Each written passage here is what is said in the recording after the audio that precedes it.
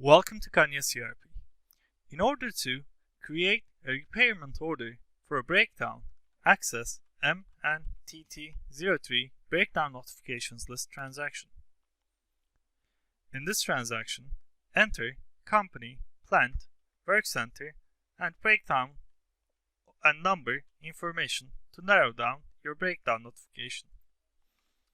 Select the relevant breakdown and click Change button.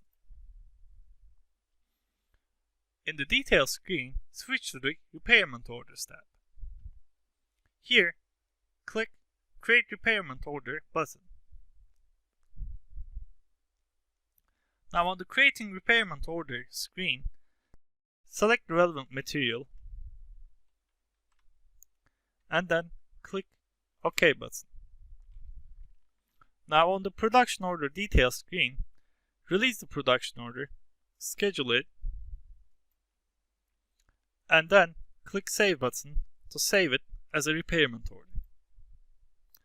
The order will be created, and it will be seen on the Repairment Orders under the Repairment Orders tab. Now, click Save button to complete the process.